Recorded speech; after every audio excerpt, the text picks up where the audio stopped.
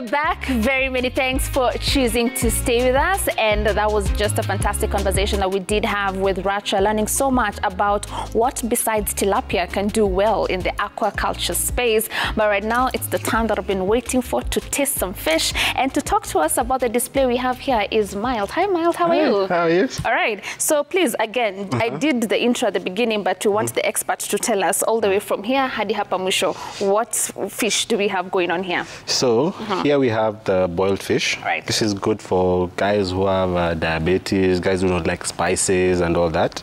Then we have dry fry. Then we have coconut. Many people like this. I don't know why.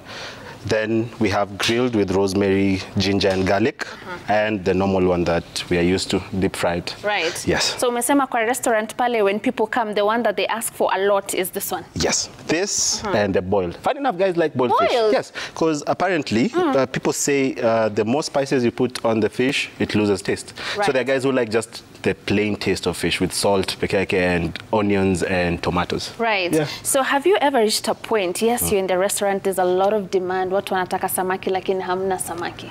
Yes, very much. Especially, people will hate what I'll say, after this government came into power. So now, before, we used to allow importation. We still allow importation of fish, if I'm not wrong. I was corrected. I was told that it's just the taxes that were hiked kidogo.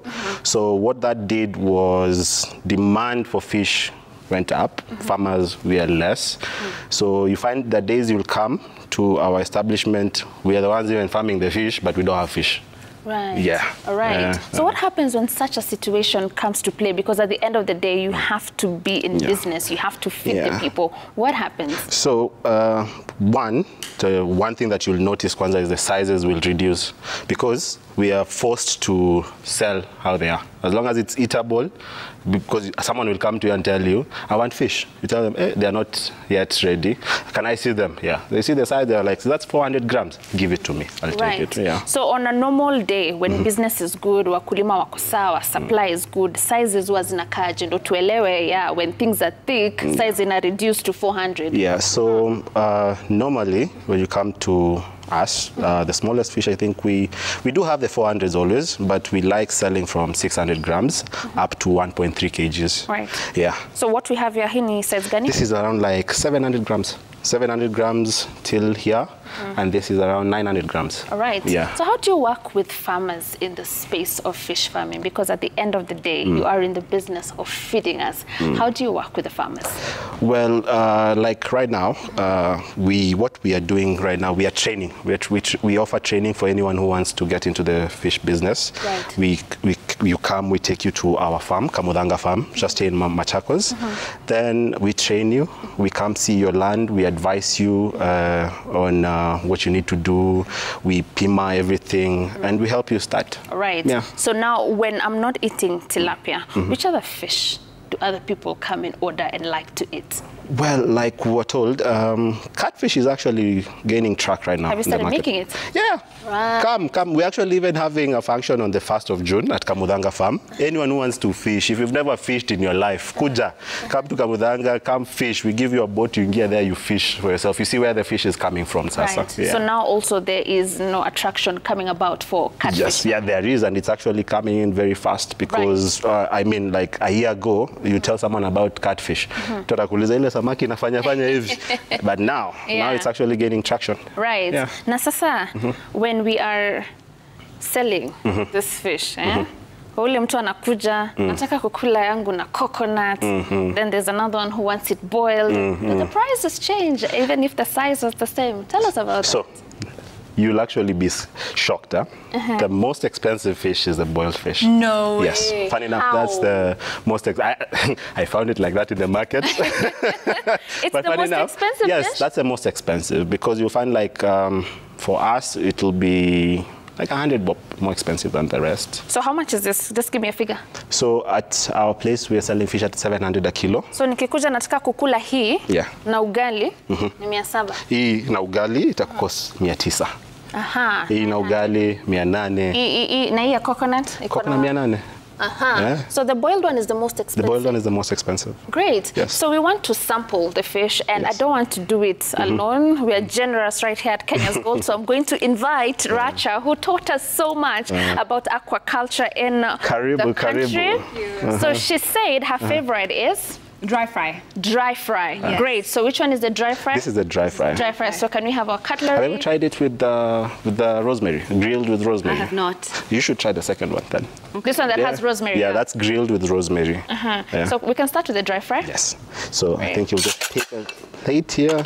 It's fish. Msijifanye mkulangi samaki. Yeah, just Racha, take with it. Yeah. Oh, we'll just take it Yeah. like this. I'll just take it. Yeah. This is Our how hands you- are clean. Yeah. Our hands are clean. This is how you eat. Help me with the the fork so I tilapia. can Yeah. hold it. You need a sauce. All right. Yeah? So let's see the. Yeah. Okay. Let's try it.